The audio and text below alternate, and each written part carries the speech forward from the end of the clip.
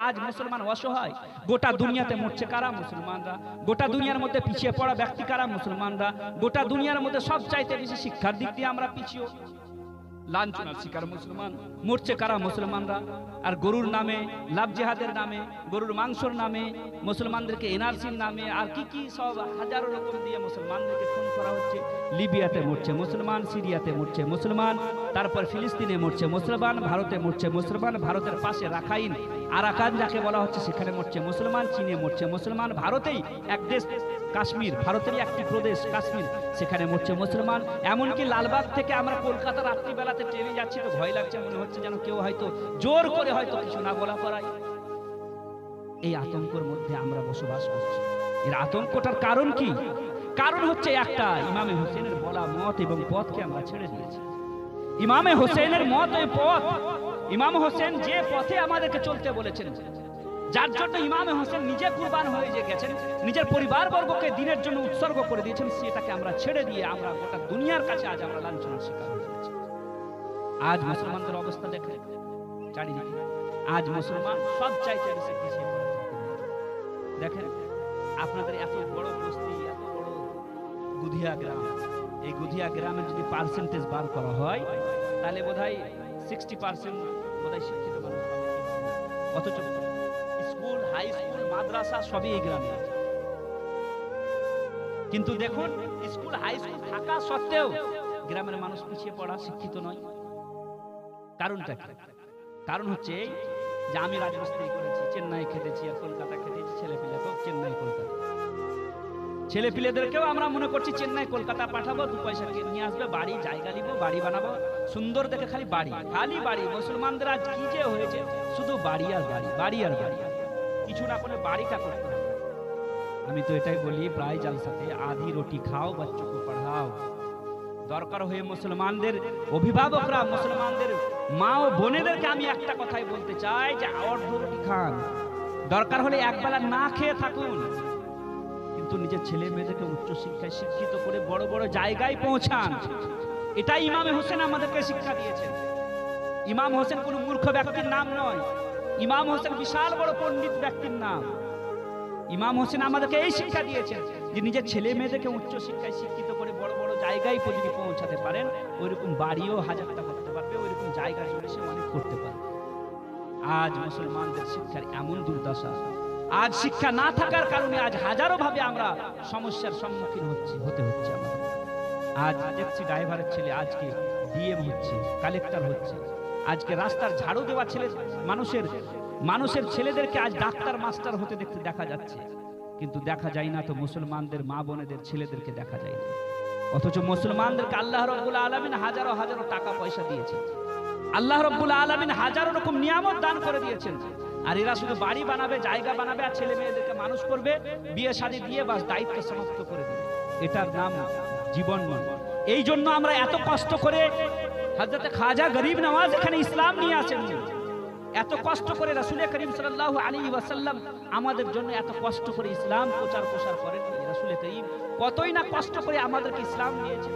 ইমামে হোসেন কত কষ্ট করে ইসলামের প্রচার ও প্রসার করেছেন, নিজের পরিবারবর্গকে কি করে দিয়েছেন, আল্লাহর রাস্তায় বিলীন করে দিয়েছেন।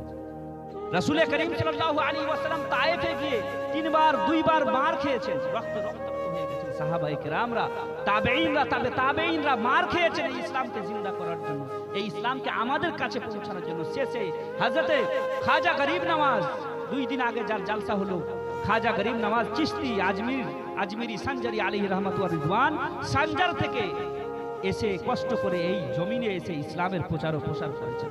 এই মুসলমান দেখার জন্য, এই ইসলাম দেখার জন্য আমাদের এই দুর্দশা হবে, এই দেখার জন্য না।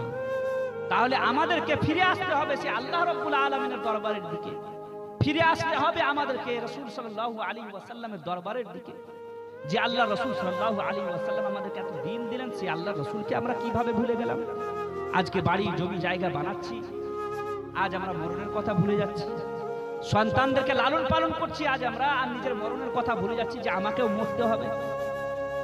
এই দুনিয়াতে থাকার জন্য কেউ আসেনি, সকলকে মরতে হবে, সকলকে ইহলোক থেকে পরলোক গমন করতে হবে, সেগুলো আমরা ভুলে যাচ্ছি। আমি তো এটাই বলি, বারবার বলি যে আপনি যার জন্য যার জন্য এত বাড়ি গাড়ি জায়গা জমি করলেন, সে সন্তান এক সময় এমন আসবে যে সময় আপনাকে ঘর থেকে বাইরে করে দিবে আপনার ছেলে। যার জন্য হারাম কাজ করলেন, যার জন্য নামাজ পড়লেন না, ইনকাম করলেন, যার জন্য নামাজ রোজা হজ যাকাত বাদ দিয়ে কি করলেন আপনি ইনকাম করলেন, যার মুখে হাসি ফোটানোর জন্য, যে যেন চাকরি করতে পারে, ভালো শিক্ষা অর্জন করতে পারে, যার জন্য বাড়ি যেন করতে পারেন, তার জন্য আপনি নামাজ ছেড়ে দিয়ে, রোজা ছেড়ে দিয়ে, জুম্মার নামাজ ছেড়ে দিয়ে ইনকাম করলেন, লেবারগিরি করলেন, মাঠে ঘাটে খাটলেন। সেই সন্তান আপনাকে একদিন ঘর থেকে বাইরে বারান্দায় করে দিবে, আর আপনি কিছুই করতে পারবেন না।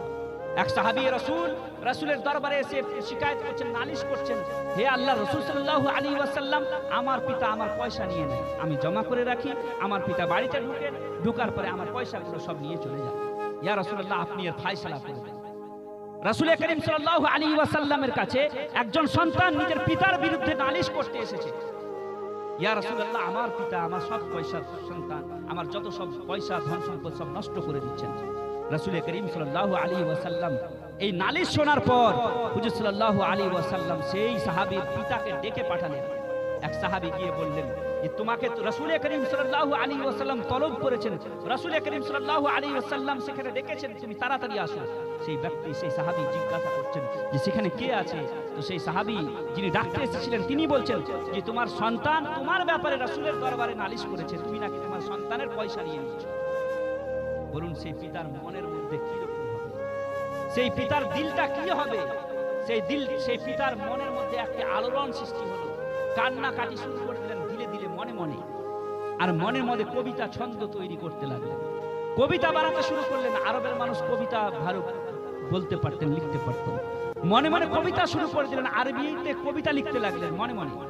কেউ প্রকাশ করেনি, কারো সামনে বলেননি, মনে মনের মধ্যে এই কবিতা উনি মনে মনে ভাবছেন। রাসূলের দরবারে এসে হাজির জিবরাইল এসে রাসূল করিম সাল্লাল্লাহু আলাইহি ওয়াসাল্লামের দরবারে এসে বললেন, ইয়া রাসূলুল্লাহ, এর মুখের কথা শুনবেন, তার পূর্বে এর দিলের মধ্যে বাড়ি থেকে বের হওয়ার পরে নিজের সন্তানের ব্যাপারে মনে মনে যে কবিতা বানিয়েছিল সেই কবিতাটা ইয়া রাসূলুল্লাহ আপনি শুনতে চাই। রাসূল করিম সাল্লাল্লাহু আলাইহি ওয়াসাল্লাম বলছেন, তোমার মুখের কথা পরে শুনবো, আগে তুমি বাড়ি থেকে বের হওয়ার সময় মনে মনে যে তুমি কবিতা ছন্দ লিখেছিলে, মনে মনে যে কবিতা তৈরি করেছো, সেই কবিতা তুমি আগে শোনাও। সে সাহাবী রাসূল হাত জোড় করে বলতে লাগলেন, ইয়া রাসূলুল্লাহ, আপনি মনের খবরও জানতে পারেন। যারা বলে রাসূল সাল্লাল্লাহু আলাইহি ওয়াসাল্লাম অদৃশ্যের খবর জানেন না, যারা বলে হুজুর সাল্লাল্লাহু আলাইহি ওয়াসাল্লামের মনের খবর জানেন না, যারা বলে রাসূল করিম সাল্লাল্লাহু আলাইহি ওয়াসাল্লাম দেওয়ালের অপরের খবর জানেন না, যারা বলে রাসূল করিম সাল্লাল্লাহু আলাইহি ওয়াসাল্লাম মদিনা থেকে আমাদের খবর শুনতে পান না, তাদের জন্য এই হাদিসটা যথেষ্ট। হুজুর সাল্লাল্লাহু আলাইহি ওয়াসাল্লাম দিলের খবর বলছেন। তাই তো ইমাম ইশক মোহাম্মত আলা হযরত আজিমুল বরকত মুজদ্দিদে দ্বীন ও মিল্লত বলেন, সারে আরশ पर है तेरी गुजर, दिल फर्श पर है तेरी नजर, मलकूत मुल्क में कोई शय नहीं वो जो तुझ पे आया नहीं।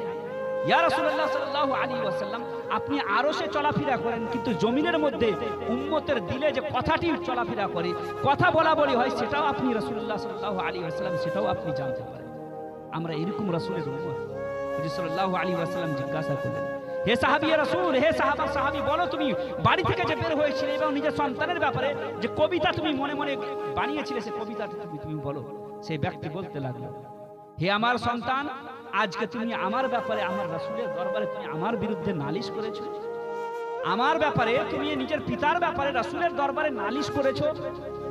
আমি তো সেই দিন আমি দুইজন ছিলাম, আমি তো এক সময় তরতাজা ছিলাম, জোয়ান ছিলাম, বট গাছের মতো আমি মজবুত ছিলাম, আমি তো ওই এক সময় মজবুত ছিলাম। আমি দুইজন কবে হইব সেটা আমি ভাবছিলাম, যে কবে আমি দুইজন হব। আমি দুইজন হইলাম, আমার বিবাহ শাদী হলো, এবার আমরা দুইজনে মিলে প্ল্যানিং করলাম যে কবে আমরা তিনজন হব, কবে আমরা তিনজন হব। যেদিন আমরা তিনজন হলাম আমার বেটা, যেদিন আমরা তিনজন হলাম, হে আমার সন্তান, যেদিন আমরা তিনজন হলাম সেই দিন আমি আমার জন্য জিন্দা হওয়া, আমার জন্য আমি নিজের জন্য বেঁচে থাকাকে আমি ত্যাগ করে দিয়ে শুধু তোমার জন্য বাঁচার আশা খুঁজতে লাগলাম। হে আমার সন্তান, আজকে পুরুষদের শুধু মায়েদেরই ফজিলত বলা হয়, জালসা জুলসা, মায়েদের খালি, মায়েদের মর্যাদা, মায়েদের শান, মায়েদের খুব শান করা। এই পুরুষদের যে মর্যাদা আছে হাদিসে, এই পুরুষদের শান মান, পুরুষদের যে দুঃখ, এটা কিন্তু জালসা জুলুসে খুব কম বলা হয়। পুরুষরা যে এত ত্যাগ ও কুরবানি দেয়, এত জীবনটাকে উৎসর্গ করে নিজের সন্তানের জন্য, সারা দিন মাথার ঘাম পায়ে ফেলে, কিন্তু পুরুষ পুরুষদের কথা না কেউ দুঃখ বোঝে না দুঃখ জানে, শুধু পুরুষ আর পুরুষ জাতির দুঃখ জানে। এক পুরুষ অপর পুরুষেরই দুঃখ জানে, কিন্তু আজকে পুরুষদের সম্মান, পুরুষদের মর্যাদা নিয়ে আজ কোনো কথা হয় না। শুধু মায়েদের কথা বলা হয় যে মায়ের পায়ের নিচে জান্নাত, মায়ের পায়ের নিচে জান্নাত। এর কথা বলা হয় না যে জান্নাতের দরজার মধ্যে একটা দরজার দামও হচ্ছে কি পিতা মা। পুরুষদের সম্মান, পুরুষদের মর্যাদা, পুরুষদের দুঃখ কষ্ট, সারা দিন, হে মা ও বোনেরা, সারা দিন খেটে, সারা দিন কষ্ট করে, সারা দিন মাঠে ঘাটে লেবারি খেটে, মুনিশ খেটে, রাস্তায় ঘাটে কাজ করে এসে নিজের সারা দিনের পরিশ্রমের পারিশ্রমিক নিজের স্ত্রীর হাতে তুলে দেয়, শুধু একটি জিনিসের আশায়, আমার ফ্যামিলি ও পরিবারের মুখে যেন শুধু হাসি। তাদের যে সম্মান, তাদের যে মর্যাদা, সে মর্যাদা আমরা মা ও বোনেরাও দিতে পারি না, আমাদের সন্তানরাও দেই না। এক পুরুষ রাসূলের দরবারে এসে হাজির এবং নিজের পিতার ব্যাপারে মানি। হুজুর সাল্লাল্লাহু আলাইহি ওয়াসাল্লাম বলছেন, সাল্লামের দরবারে সেই সাহাবী বলছেন, হে আমার সন্তান, তুমি যেই দিন জন্মগ্রহণ করলে সেই দিন আমি আমার বাঁচার আশাটাকে আমি ছেড়ে দিয়ে শুধু তোমার জন্য বাঁচতে শুরু করলাম, তোমার জন্য বাঁচতে শুরু করলাম, তোমাকে কিভাবে মানুষ করব সেই কথা ভাবতে লাগলাম। যেই দিন তুমি অসুস্থ হতে, যেই দিন তুমি অসুস্থ পড়তে, সেই দিন আমার কলজা পর্যন্ত কেঁপে যেত। আমি সারা রাত তোমার মাথার কাছে দাঁড়িয়ে কান্নাকাটি করতাম, অথচ আমি জানতাম যে মত আশা থাকলে আসবে, মত তো আসতেই হবে, মত সকলের জন্য নির্দিষ্ট একটি সময় আছে আমি জানতাম, তবুও তোমার মাথার কাছে দাঁড়িয়ে আমি কান্না করতাম শুধু তোমার দিকে তাকিয়ে। আজ তুমি রাসূলের দরবারে তুমি আমার বিরুদ্ধে নালিশ করেছো, আমি তোমাকে দেখার পর তোমাকে সুন্দর করার জন্য, তোমাকে বড় করার জন্য আমি কতই না কষ্ট করলাম। তুমি আজকে একটি মজবুত গাছের ন্যায়, একটি তানাওয়ার মজবুত গাছের মতো তুমি আজ লম্বা হয়ে গেলে, বড় হয়ে মজবুত হয়ে উঠে গেলে, শক্তিশালী হয়ে উঠে গেলে। আর আজ আমি বয়স্ক বুড়া গাছের মতো আমি ঝুঁকে গেলাম, আমি আস্তে আস্তে বুড়ো হয়ে গেলাম, আমি বয়স্ক গাছের মতো আমি নিচু হয়ে গেলাম, আমি দুর্বল হয়ে গেলাম। আর তুমি একজন শক্তিশালী গাছের মতো তুমি একটি লম্বা হয়ে গেলে, মজবুত হয়ে গেলে। আর আজ তুমি মজবুত হয়ে শক্তিশালী হয়ে রাসূলের দরবারে আমার বিরুদ্ধে নালিশ করছো। হুজুর সাল্লাল্লাহু আলাইহি ওয়াসাল্লাম এই কবিতা শোনা মাত্র হুজুর সাল্লাল্লাহু আলাইহি ওয়াসাল্লাম কান্না করতে শুরু করলেন। হাদিস শরীফের মধ্যে আছে, তিরমিজি শরীফে, যে রাসূল করিম সাল্লাল্লাহু আলাইহি ওয়াসাল্লামের পবিত্র দাড়ি পর্যন্ত ভিজে গেল। হুজুর সাল্লাল্লাহু আলাইহি ওয়াসাল্লামের কাপড়, এই সমস্ত জায়গাগুলো ভিজে গেল অশ্রুতে। শেষে হুজুর সাল্লাল্লাহু আলাইহি ওয়াসাল্লাম সেই সন্তানের কলারকে ধরে দাঁড় করিয়ে বলল যে আনতা ওয়া মালুকা লিআবিক, হে আমার সাহাবী, হে ব্যক্তি, হে সন্তান, শুনে রাখো, তোমার এবং তোমার যত সম্পত্তি আছে সব তোমার নয়, তোমার পিতার সম্পত্তি। রাসূলের দরবারে এসে সাহাবী, আমি আর আপনি কে? আজকে যে সন্তানের জন্য এত সব কিছু করছে, সে সন্তান এমন সময় আসবে যে সময় আপনাকে ঘর থেকে বাইরে, যার জন্য বাড়ি বিল্ডিং জায়গা জমি তৈরি করলেন, যার জন্য এত সুন্দরভাবে সাজালেন, আপনি বয়স্ক গাছের মতো নরম হয়ে পড়বেন আর আপনার সন্তান মজবুত হয়ে যাবে, যার জন্য আপনি সব কিছু ত্যাগ ও কুরবানি দিলেন। যে আল্লাহ আমাদেরকে সৃষ্টি করলেন, সে আল্লাহর দরবার 60 বছর 70 বছর পর্যন্ত একটি সিজদা দিতে আসলেন না, সে আল্লাহ রাব্বুল আলামিনের দরবারের দিকে আমরা আসলাম না, সে আল্লাহ রাব্বুল আলামিন সারা জীবন করুণা করেছেন, কখনো আমাদের প্রতি করুণা করেন। আল্লাহ রাব্বুল আলামিন বলেন, ইয়া আইয়ুহাল ইনসান মা গাররাকা বিরাব্বিকাল কারীম, হে মানুষ, হে ইনসান, হে মানুষ, তোমার সামনে কোন এমন জিনিস আছে যে জিনিসটাকে পেয়ে তুমি তোমার মহান রব্বুল আলামিনকে ভুলে গেলে, তুমি তোমার আল্লাহকে ভুলে গেলে, তোমার প্রতিপালককে ভুলে গেলে, যে তোমাকে এত সুন্দরভাবে সৃষ্টি করলেন এবং পৃথিবীতে যা কিছু আছে সব তোমার জন্য সৃষ্টি করলেন, শুধু তোমার জন্য সৃষ্টি করলেন। আমি আল্লাহ ফারিস্তাকেও সৃষ্টি করেছি, ফারিস্তাকেও কি করেছি? সৃষ্টি করেছি। আমি ফারিস্তাকে সৃষ্টি করেছি কুন ফায়াকুন বলে। ফারিস্তাদেরকে বলেছি হয়ে যাও, তো হয়ে গেছে, কিন্তু তুমি আমার বান্দা, তোমাকে অতি যত্নে তোমাকে আমি সৃষ্টি করেছি। 10 মাস 10 দিন আমি বড়ই যত্ন করে তোমাকে সৃষ্টি করেছি। ফারিস্তাদেরকে পাহারা লাগিয়েছি তোমার মায়ের পেটে নিয়ে আমি তোমাকে সৃষ্টি করেছি। আর তুমি 60 বছর 70 বছর এত বড় একটি আয়ু পেয়ে তুমি মহান রব্বুল আলামিনকে ভুলে গেলে, আমার দরবারে সিজদা করলে না, আমার দরবারে একবার এসে একটি অশ্রু ঝরালে না। আল্লাহ রাব্বুল আলামিনের রাসূল বলেন, আল্লাহ রাব্বুল আলামিন ডাক দিয়ে বলেন, হে আমার বান্দারা, সকাল বেলায় গুনাহ করেছো, রাত্রি বেলায়, যারা রাত্রি বেলায় গুনাহ করেছো তারা সকাল বেলায় এসে মহান রব্বুল আলামিনের দরবারে একটি তওবা করো। আল্লাহ রাব্বুল আলামিন সকাল সন্ধ্যা ডাক দিয়ে বলছেন, হে বান্দারা, হে আমার বান্দারা আমার দরবারে আসো। গুনাহ করেছো, আমার দরবারে আসো। গুনাহ করেছো, আমার দরবারে আসো। এসে শুধু কি করো? শুধু তওবা করো। রাসূল করিম সাল্লাল্লাহু আলাইহি ওয়াসাল্লাম বলেন, আমার উম্মতরা সারা জীবন গুনাহ করে যায়, 60 বছর 70 বছর গুনাহ যদি করে, সারা জীবন আল্লাহ রাব্বুল আলামিনের দরবারে না আসে, একবার আল্লাহ রাব্বুল আলামিনের দরবারে এসে কি করে? 2টি সিজদা করে, 2 রাকাত নামাজ পড়ে, আর কান্না যদি নাও করতে পারে, শুধু কান্না করার মতো কি করে?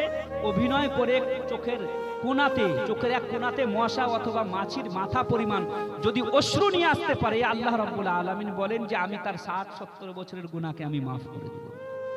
এরকম মহান রব্বুল আলামিনের বান্দা আমরা, এরকম মহান রব্বুল আলামিনকে আমরা পেয়েছি, এবং পাওয়ার পরে কবরে যাওয়ার পূর্বে যদি মাফ না করিয়ে যেতে পারি, নিজের তওবা থেকে গুনাহ থেকে যদি তওবা না করে যেতে পারি, তাহলে বলুন করলাম না? ইহ জগতে আসা আমাদের সার্থক হবে না, ইহ জগৎ থেকে যাওয়াও আমাদের সার্থক হবে না। আল্লাহ রাব্বুল আলামিন বলছেন, হে আমার বান্দা, যার জন্য তুমি সারা জীবন কষ্ট করলে, সে তোমার সন্তান, তোমাকে বাড়ির বাইরে করে দিবে, বারান্দায় করে দিবে। সারা জীবন তুমি কি করবে? তোমার মধ্যে এমন এমন রোগে তুমি আক্রান্ত হবে, কখনো প্যারালাইসিস হয়ে পড়ে থাকবে, পায়খানা পেশাব তুমি নিজের বিছানায় করবে।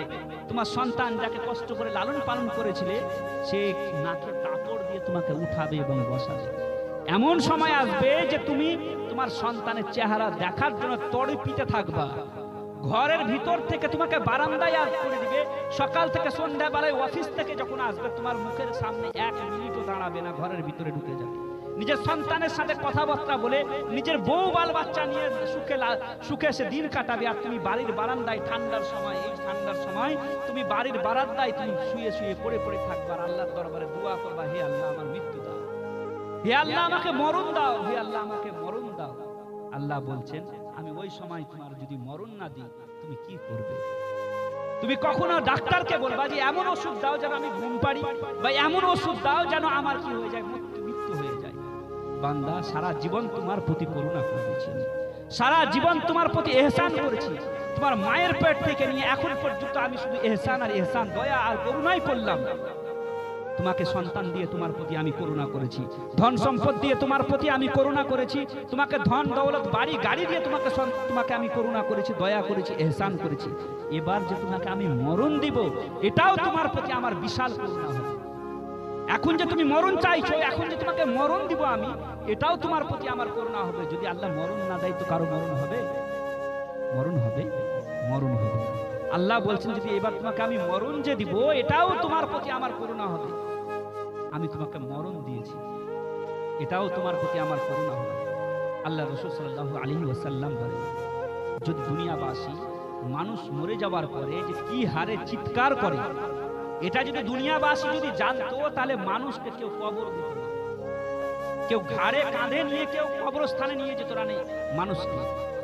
প্রতিদিন সকাল সন্ধ্যা আমাদের কবর আমাদেরকে ডাক দিয়ে বলে, আনা বাইতুল ওয়াহদা, আমি হলাম কি? একাকিত্বর ঘর, আমি তানহাইর ঘর, আমি একাকিত্বর ঘর।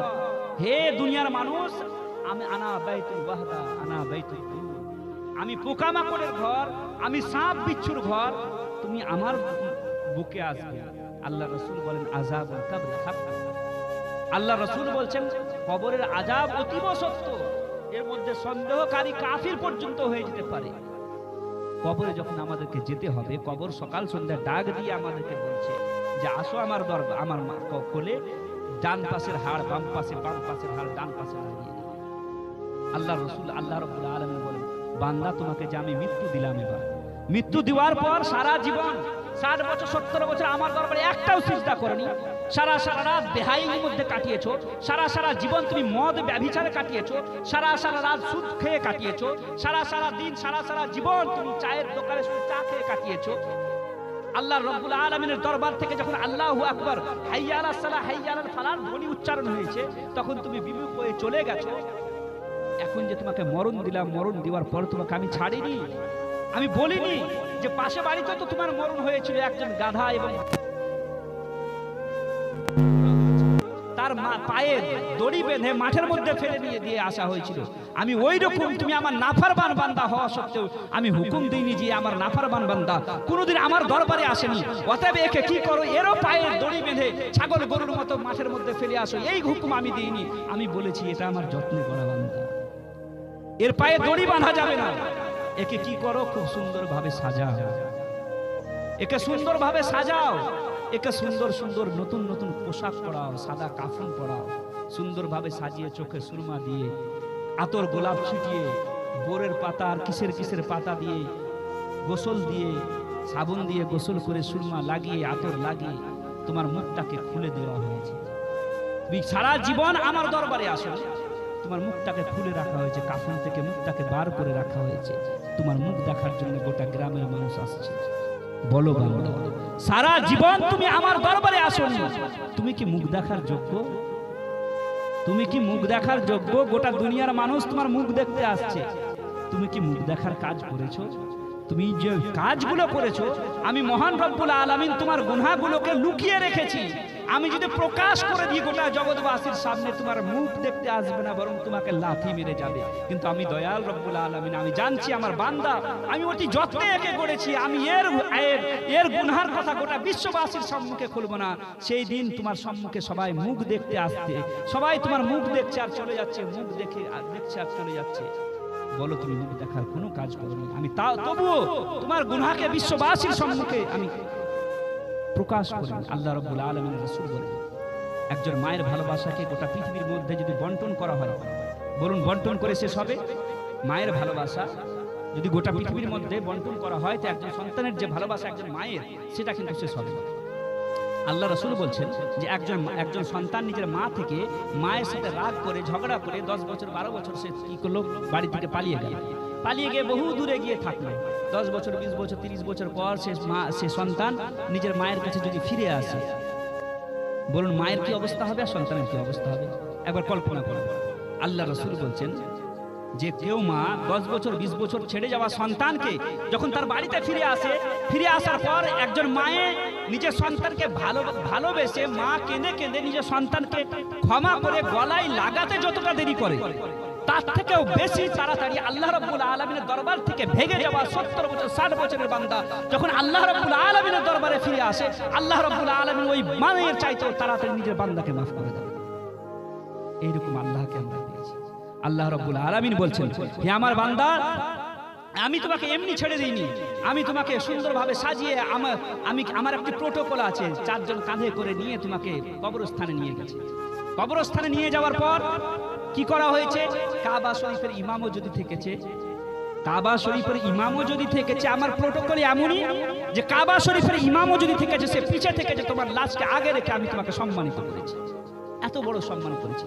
এরপরেও ছেড়ে দেয়নি, কবরস্থানে নিয়ে গিয়ে কবর দেওয়ার পর কখনো কুল শরীফের মেহফিল, কখনো 40-40 মেহফিল, কখনো চাহারুমের মেহফিল, কখনো বছরকির বাৎসরিকের মেহফিল, এইরকম ভাবে তোমার আমল নামাকে আমি বৃদ্ধি করেছি। হে বান্দা, তুমি কি করলে সারা জীবন, আর আমি কি করলাম তোমার সাথে? তুমি সারা জীবন আমার দরবারে আসলে না, আমি সারা জীবন তোমার প্রতি করুণা করলাম, দয়া করলাম, তোমার প্রতি আমি ইহসান করলাম, আর তুমি যে কালকে মুখ লুকিয়ে লুকিয়ে আমার দরবারে আসবা, কালকে যে কাফনের মধ্যে মুখ লুকিয়ে তুমি আমার দরবারে আসবা, আসতে তো তোমাকে হবেই আমার দরবারে।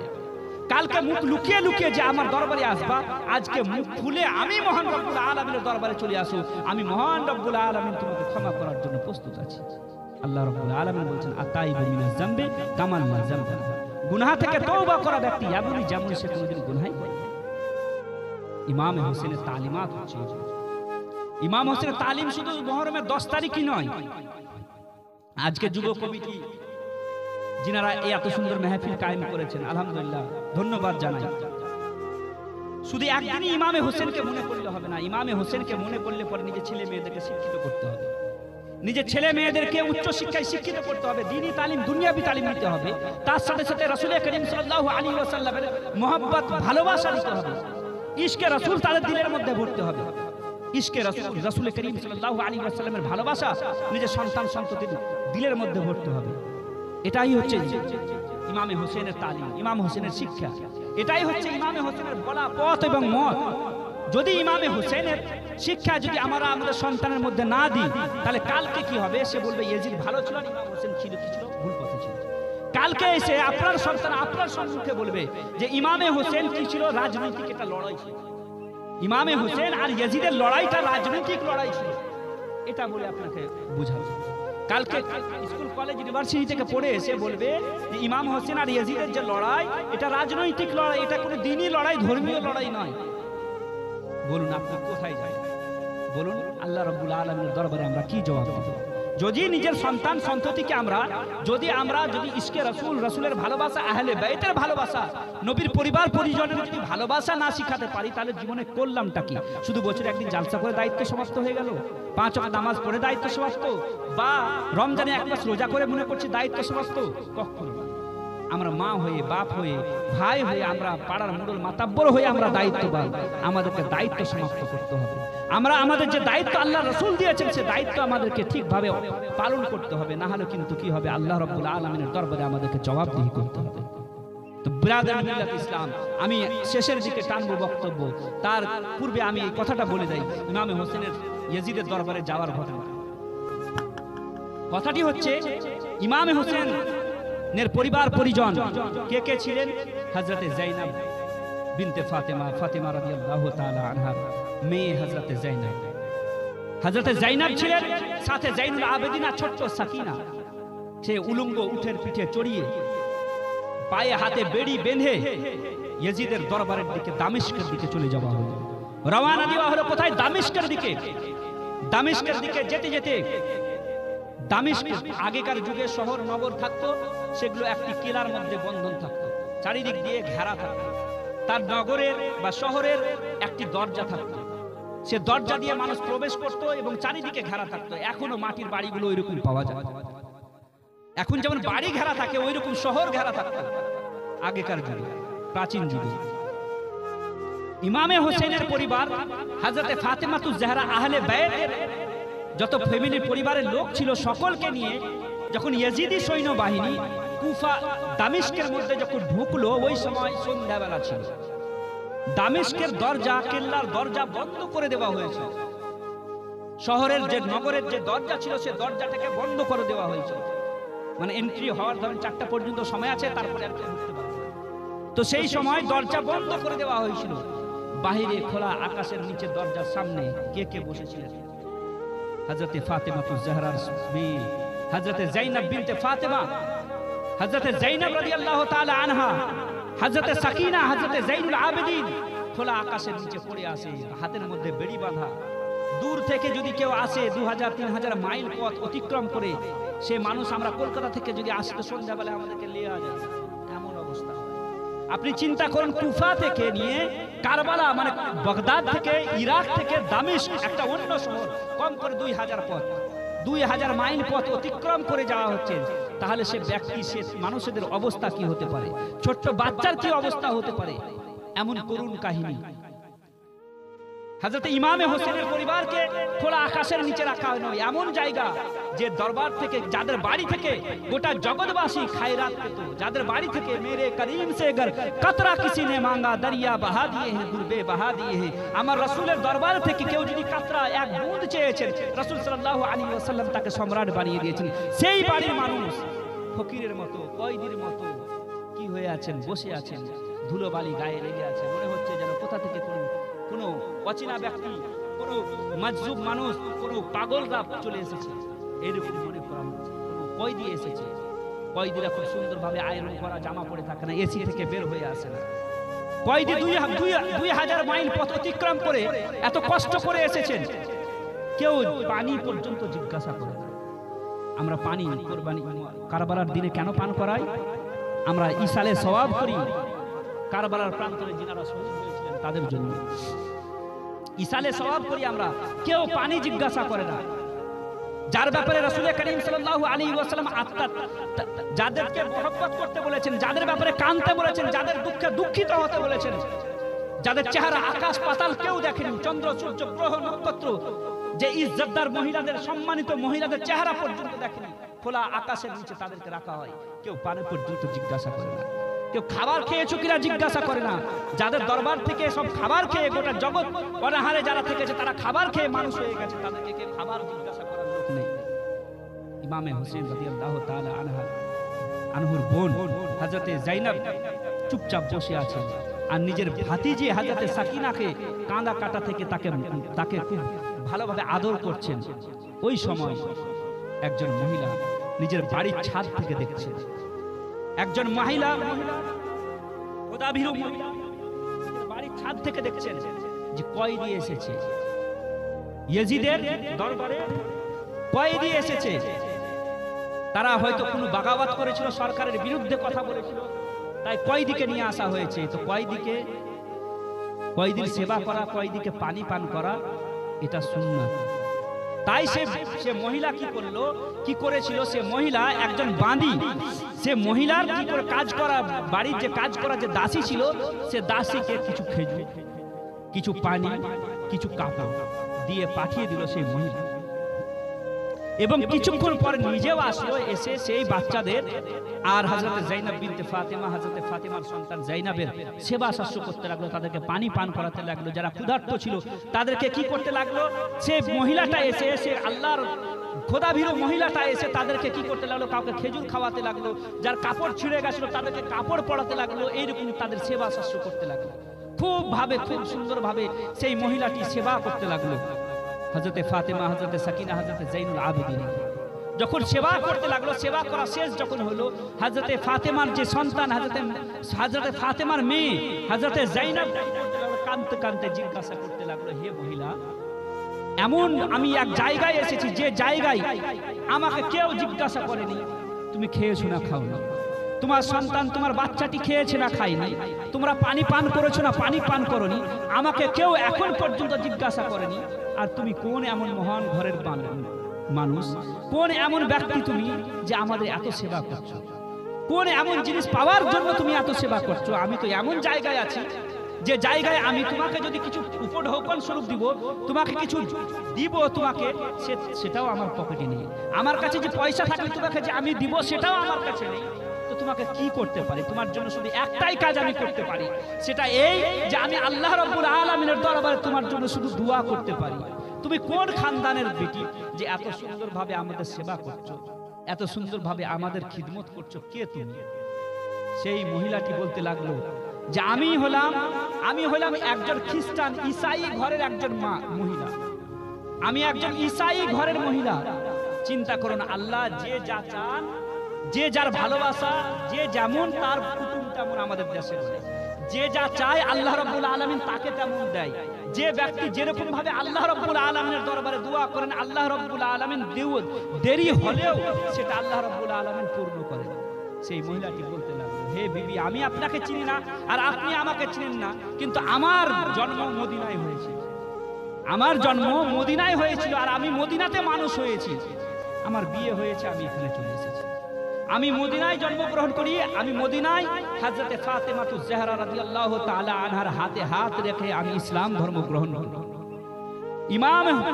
ইমাম হোসেনের মাতা হযরতে ফাতেমাতুজ জাহরা রাদিয়াল্লাহু তাআলা আনহার বাড়িতে আমি দাসত্বর জীবন কাটিয়েছি। আমি আমার পিতাকে বলেছিলাম যে আমি যার হাতে কলমা পড়েছি, আমি তার বাড়িতেই আমি কি করব, আমি দাসত্বের জীবন কাটাবো, আমি সেই বাড়িতেই কাজ করব, সেই বাড়িতেই আমি লালন পালন হয়েছি। আমি ফাতেমাতুজ জাহরার আমি বাঁধি, আমি গোলাম, আমি ফাতেমাতুজ জাহরার আমি কি কাজ করার লোক। আমার বিয়ে দিয়ে দেয় হযরতে ফাতেমাতুজ জাহরা এখানকার এক বাণিজ্যকারী লোকের সাথে। আমি বিয়ে হয়ে যাওয়ার পর আমার সাইয়্যেদা ফাতেমাতুজ জাহরা রাদিয়াল্লাহু তাআলা আনহার কাছ থেকে আমি ইজাজত নিয়ে আমি এইখানে চলে আসি। এখানে আসার পর 10 বছর 12 বছর হয়ে গেল, 15 বছর হতে যাচ্ছে। হে আমার কয়েদি মহিলা, শোনো, আমি যখন মদিনা থেকে এসেছিলাম, আমার জীবনের একটাই আশা, আমি বিয়ে হয়ে যাওয়ার পর এখানে আসার পর আমি মদিনা যেতেও পারিনি, আর মদিনা থেকে কেউ আমাকে দেখতে আবার আসেনি। আমি মদিনার মাঝে থেকে আমি রাসূলের বেটি হযরত ফাতেমাতুজ জাহরার বাড়িতে আমি লালন পালন হয়েছে। আমি যখন ছোট্ট অবস্থায় ছিলাম, আমি যখন ওই বাড়িতে ছিলাম, লালন পালন যখন করতাম, তখন আমার সাইয়্যেদা, আমার সরদারনি হযরত ফাতেমাতুজ জাহরার বাড়িতে 2টি সন্তান ছিল। একজন নাম হলো হোসেন আর একজন নাম হলো হাসান, আর একটি ছোট্ট শাহজাদি ছিল। সে শাহজাদির নাম ছিল যায়েনব। সে শাহজাদির নাম ছিল জাইনাব। সেই ছোট্ট শাহজাদি এবং সেই ছোট ছোট শাহজাদাকে নিয়ে আমি খেলা করতাম। কখনো কোলে নিয়ে তাদেরকে খাবার খাওয়াতাম, কখনো কোলে নিয়ে তাদেরকে নিয়ে খেলতাম, কখনো পিঠে নিয়ে খেলতাম। সেই ছোট্ট শাহজাদির সাথে আমি খেলাধুলা করতাম। হে আমার মহিলা, হে অচেনা মহিলা, হে আমাদের কয়েদি, তোমার সামনে শুধু একটি দোয়া করতে বলবো যে আমার মরণের পূর্বে আমি যেন ইমাম হোসেনকে দেখে নাই আর ছোট্ট শাহজাদি ফাতেমা জাইনাব বিনতে ফাতেমাকে দেখে নাই। এটাই শুধু আমার জন্য দোয়া করেন। শুধু জীবনের একটাই আশা, আমি যেন ফাতেমাকে দেখে নিই, ফাতেমার মেয়ে হযরতে জাইনাবকে দেখতে পাই আর হযরত ইমাম হোসেন ও হাসানকে দেখতে পাই। এটাই শুধু আল্লাহ রাব্বুল আলামিনের দরবারে দোয়া করি। হযরতে জাইনাব বিনতে ফাতেমা কান্না করে করে বলতে লাগলেন, হে বিবি, হে আল্লাহর প্রিয় বান্দি, শোনো শোনো শোনো, তোমার দোয়া কবুল হয়েছে। আমি হলাম জাইনাব বিনতে ফাতেমা, ফাতেমার মেয়ে আমি হলাম জাইনাব। আর এই যে বল্লমের উপরে যে চেহারাটা দেখছো, যে মাথাটা দেখছো, এটাই হলো ইমাম হোসেন রাদিয়াল্লাহু তাআলা। এইরকম নির্যাতন ইতিহাসের পাতায় কাউকে দেখতে পাওয়া যায় না। কেউ কারোর উপরে এইরকম নির্যাতন করেনি যেরকম ইয়াজিদ ইমামে হোসেনের প্রতি করেছে। যেরকম ভাবে ইয়াজিদ ইমামে আল্লাহ রাসূল সাল্লাল্লাহু আলাইহি ওয়াসাল্লামের আলের প্রতি করেছে, আলে রাসূলের প্রতি যেভাবে ইয়াজিদ নির্যাতন করেছে, পৃথিবীতে কোনো মানুষ কোনো শত্রুর প্রতি করেনি। দরজা খুলে দেওয়া হলো। দরজা খুলে দেওয়ার পর ইয়াজিদের দরবারে পৌঁছানো হলো। ছোট্ট শিশু হযরতে সাকিনার গলার মধ্যে এমন জোরে একটি দড়ি বাঁধা হয়েছিল যে হযরতে সাকিনাকে ইয়াজিদ জিজ্ঞাসা করেছিল, এই মেয়ে তোমার নাম কি? তো জাইনাব। হযরতে সাকিনা, ছোট্ট সাকিনা, হযরতে ইমামে হোসেনের ছোট্ট মেয়ে সাকিনা কথা বলতে পারেনি যে আমার নাম সাকিনা। বলা হয়েছিল যে গলাতে যে দড়িটা আছে, এই দড়িটাকে একটু ঢিল করে দাও, তবে এই বাচ্চি কথা বলতে পারে। হযরতে ফাতেমাতুজ জাহরা রাদিয়াল্লাহু তাআলা আনহার মেয়ে ও হযরতে জাইনুল আবেদিন ও সাকিনাকে যখন ইয়াজিদের দরবারে পেশ করা হয়, ইয়াজিদের হাতে লাঠি ছিল। ইমামে হোসেনের মাথায় বাড়ি দিয়ে বলেছিল, আজকে আমি বদরের যুদ্ধের আমি বদলা নিয়ে নিলাম। চিন্তা করুন, বদরের যুদ্ধে আজকে আমি বদরের যুদ্ধের বদলা নিয়ে নিলাম। এই বদরের যুদ্ধে কাদের সাথে যুদ্ধ হয়েছিল? কাফির ও মুসলিমদের সাথে যুদ্ধ হয়েছিল। আর এই বদলা নেওয়ার কথা কার কথা বলছে? এই সেই মক্কার সে কাফির ও মুশরিকদের তরফ থেকে বলছে যে আমি, ইয়াজিদ বলছে আমি বদরের যুদ্ধের বদলা নিয়ে দিলাম। তবুও সে মুসলমান কি করে থাকতে পারে? ইমামে হোসেন রাদিয়াল্লাহু তাআলা আনহুর প্রতি নির্যাতন করার পর হযরত ইমামে হোসেন রাদিয়াল্লাহু তাআলা আনহুকে, হযরতে জাইনুল আবেদিনকে বলা হয়, তুমি কি করতে চাও বলো। হযরতে জাইনুল আবেদিন বলেছিল যে আমাকে কি করে দেওয়া হোক, আমাকে মসজিদের মধ্যে কালকে যে জুমা, আজকে বৃহস্পতিবার, কালকে জুমা, আর কালকে জুমার দিন মসজিদের মধ্যে আমাকে খুতবা দিতে দেওয়া হোক। জাইনুল আবেদিন তিনটি জিনিস চেয়েছিলেন ইয়াজিদের দরবারে, তিনটি জিনিস চেয়েছিলেন।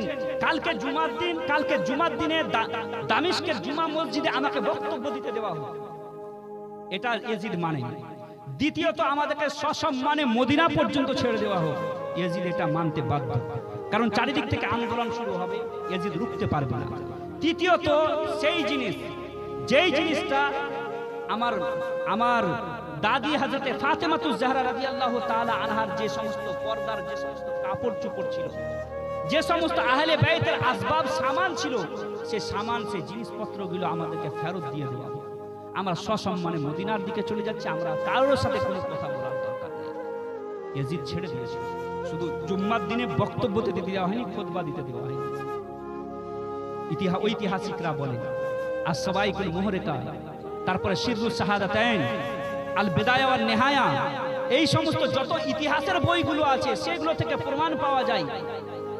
দুনিয়ার মানুষ বলেন যে একদিন সেই দিন মনে হচ্ছিল যে দুনিয়ার মধ্যে কিয়ামত চলে আসবে, যেদিন রাসূল করিম সাল্লাল্লাহু আলাইহি ওয়াসাল্লাম ইহলোক থেকে পরলোক গমন করবে।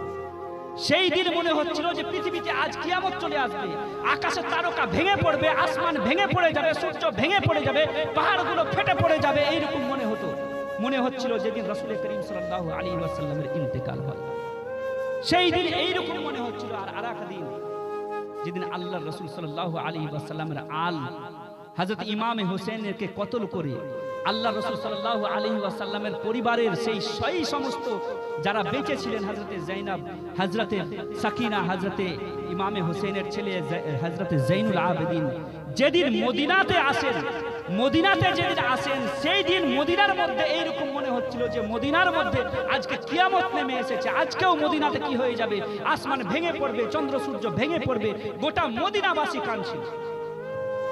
সেই দিন এক কিয়ামত হয়েছিল। আর যেদিন রাসূল করিম সাল্লাল্লাহু আলাইহি ওয়াসাল্লামের ইন্তেকাল হয় সেই দিন গোটা মদিনাবাসী কান্নাকাটি করেছিল। সেই দিন যেদিন লুটা হুয়া কাফেলা যাকে লুণ্ঠন হওয়া কাফেলা হযরত ইমাম হোসেনকে শহীদ করে, ইমাম হোসেন শহীদ হয়ে যাওয়ার পর যখন মদিনার মধ্যে যখন পৌঁছান, মদিনার আসার পর বাড়ির ভিতরে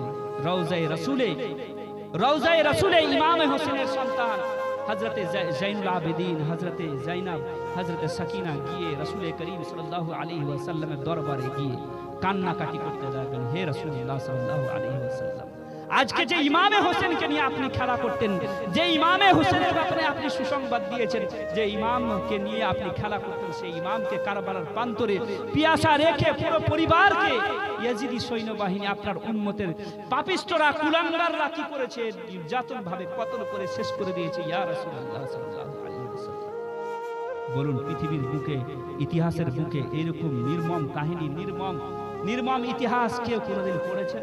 আমার তো মনে হয় পড়েনি। কেউ কোনদিন রাসূল করিম সাল্লাল্লাহু আলাইহি ওয়াসাল্লামের আহলে বাইতের উপরে এরকম নির্যাতন আজ পর্যন্ত কেউ শুনেনি। আজ পর্যন্ত আমরা কেউ যতই বড় শত্রু হোক না কেন, কেউ কারোর উপরে এইরকম ভাবে নির্যাতন করে। তবুও যদি কেউ বলে ইয়াজিদ জান্নাতে যাবে, যখন মদিনাবাসীরা এই কথা শুনলো, এরকম নির্যাতনের কথা শুনলো, তখন মদিনাবাসীরা ইয়াজিদের বিরুদ্ধে কি করতে লাগলো, বিরাট ভাবে আন্দোলন শুরু করলো। ওই সময় ইয়াজিদ 3 দিনের জন্য মসজিদে নববীর মধ্যে ঘোড়া বেঁধেছিল, কাবা শরীফকে জ্বালিয়েছিল, পুড়িয়েছিল, হেরামে কাবাতে ঘোড়া বেঁধেছিল, সাহাবী রাসূলকে হত্যা করেছিল, 10,000 সাহাবীকে হত্যা করেছিল। এমনকি মসজিদে হারামে আজান এবং ইকামত হয়নি। হযরত সৈয়দ মুসাইয়্যব বলেন যে আমি 3 দিন মেহরাবে কাবার মধ্যে আমি লুকিয়েছিলাম, কাবার মেহরাবের মধ্যে আমি লুকিয়েছিলাম, কিন্তু মদিনার মসজিদে নববীর মেহরাবের মধ্যে আমি লুকিয়েছিলাম। 3 দিন পর্যন্ত আমি বের হইনি। মসজিদে নববীতে আজান এবং ইকামত হতো না, কিন্তু যখন আজানের টাইম হতো দেখতাম রওজায়ে রাসূল থেকে আল্লাহু আকবারের ধ্বনি হতো। রাসূল করিম সাল্লাল্লাহু আলাইহি ওয়াসাল্লামের রওজা থেকে আল্লাহ আজানের ধ্বনি আমি শুনতে পেতাম। 10,000 সাহাবাকে কতল করা, মসজিদের মদিনার নারীদেরকে হালাল করে দেওয়া, এরপরেও যদি কেউ বলে ইয়াজিদ জান্নাতি, তাহলে তাদের জান্নাত তাদেরকে মুবারক হোক। আর আমরা ইয়াজিদি নয়, আমরা হোসেনের লোক, আমরা হোসেনের ভক্ত। আমরা শেষে এটাই দোয়া করব, আল্লাহ রাব্বুল আলামিন কিয়ামতের দিবসে যেন যারা ইয়াজিদের পক্ষে কথা বলছে তাদেরকে যেন আল্লাহ রাব্বুল আলামিন কিয়ামতের দিন ইয়াজিদের সাথে যেমন তাদের হাসর করে, আর কিয়ামতের দিন আমাদেরকে যেন ইমামে হোসেনের ভক্ত, আমরা ইমামে হোসেনের সাথে যেন আমাদেরকে কিয়ামতের দিন হাসর করে। মুআজ্জাজ সামিঈন ইকরাম, শেষের দিকে আমি যাচ্ছি, একবার দরুদ পাক পড়ুন। আল্লাহুম্মা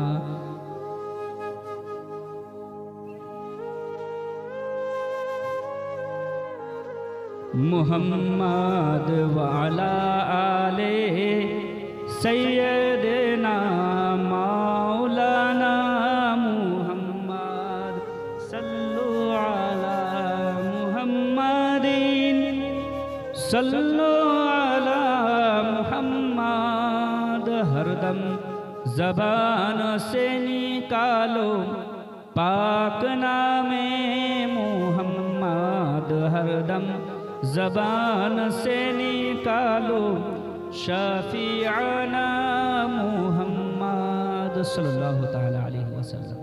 মুআজ্জাজ সামিঈন ইকরাম, কারবালার প্রান্তরের ঘটনা, কারবালার ইতিহাস, এটা শুনে কোনো সাধারণ মানুষ স্থির থাকতে পারে না। এটা এমন কাহিনী যেটা কেউ কোনোদিন শুনেনি, পৃথিবীতে কেউ কোনোদিন এর উদাহরণ দিতে পারবে না। তো কারবালার শুধু কাহিনী আমাদেরকে শুনলে হবে না, ইমামে হোসেনের যে শিক্ষা দীক্ষা আমাদেরকে দিয়ে গেছে, সেই শিক্ষা দীক্ষা আমাদেরকে গ্রহণ করতে হবে।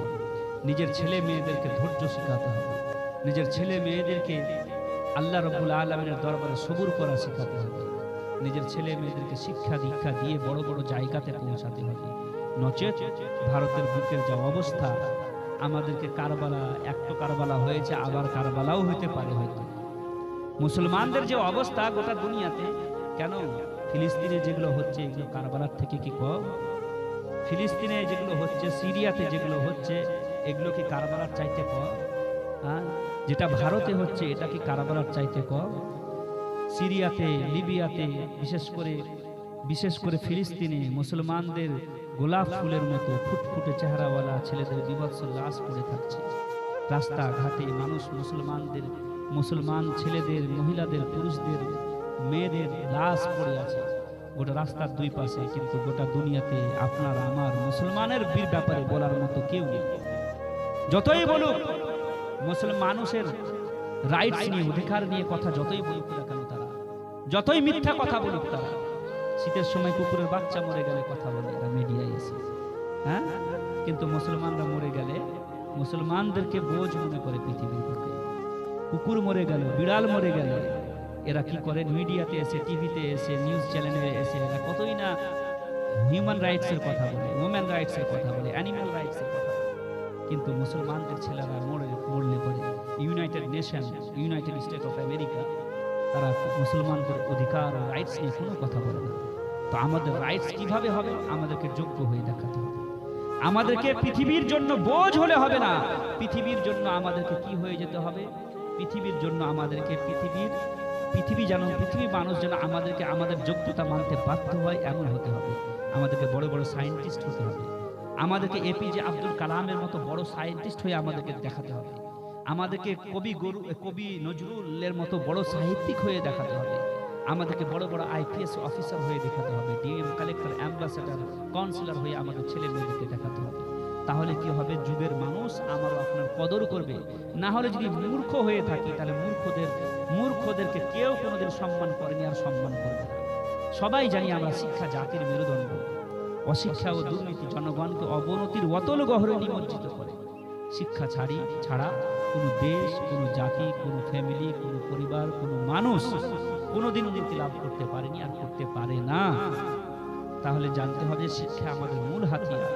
যেমন রাসূল করিম সাল্লাল্লাহু আলাইহি ওয়াসাল্লাম মক্কার মাঝে সেই অসভ্য নির্মম বর্বর জাতিকে রাসূল করিম সাল্লাল্লাহু আলাইহি ওয়াসাল্লাম নিজের শিক্ষা দিয়ে, নিজে আদর্শ দিয়ে সেই অসভ্য বর্বর জাতিকে সোনার মানুষ হিসেবে গড়ে তুলেছিলেন। সেইভাবে আজকের যুগেও আমরা শিক্ষাকে হাতিয়ার বানিয়ে আমরা সমাজের যত রকম কলুষিত আছে, সমাজে যত রকম ফিতনা আছে, সমস্ত ফিতনাকে দমন করতে পারবো। আজকে বলা হচ্ছে প্রত্যেক বাড়িতে বাড়িতে কি রাখো? তালোয়ার রাখো। 5টা মানুষ আছে বাড়িতে, 5 জনাতে তালোয়ার রাখো। 5 জন আছে তো 5 জনাতে তালোয়ার রাখো, হাতিয়ার কাছে রাখো। এই মূর্খদেরকে কে বোঝাবে? এই জাহেল জটাধারী বুনো মেয়েদেরকে কে বোঝাবে যে তালোয়ার দিয়ে মানুষ কোনোদিন মানুষ হয় না? তালোয়ার দিয়ে মানুষ সন্ত্রাসবাদী হয়। তীর ও তালোয়ার চাকু দিয়ে মানুষ সন্ত্রাস তৈরি হয়, মানুষ আতঙ্কবাদী তৈরি হয়, টেররিজম তৈরি হয়। আর কিন্তু আমাদের তো ধর্ম ওটাই যেটাতে আল্লাহ রাব্বুল আলামিন বলেছেন কালামিয়ামা ইয়াস্তাউন, কলমের কসম আল্লাহ রাব্বুল আলামিন। বাড়িতে তালোয়ার রাখার দরকার নেই, কলম রাখো। তো আমাদেরকে কলমকে হাতিয়ার বানাতে হবে, কারণ একটা কলম হচ্ছে কি তালোয়ারের চাইতেও বেশি ধারালো। মুসলমান যদি আল্লাহর বলা, আল্লাহ যেভাবে কলমের কসম খেয়েছেন, তাহলে কলমের কত গুরুত্ব, শিক্ষার কত গুরুত্ব, যে আল্লাহ কলমের কসম খেয়ে বলছেন যে কলমকে তোমরা কাছে রাখো। কলমের কসম এবং তার লেখার কসম। তাহলে কলম রাখেন নিজের বাড়িতে, হাতিয়ার রাখার দরকার নাই। হাতিয়ার যতই বড় হাতিয়ার হোক না কেন, কলমের এমন পাওয়ার যে পরমাণু কেউ কি করবে? নামাতে বাধ্য করবে। নিজের ছেলে মেয়েদেরকে কলম ধরা শিক্ষা দিয়ে এই সংক্ষিপ্ত আলোচনা করে আমার বক্তব্য এটি বলা এবং ভাষার মাধ্যমে হয়ে থাকে ভুল ত্রুটি ক্ষমা প্রার্থী। আমা আলাইনা ইল্লাল বালাগ। আসসালামু আলাইকুম।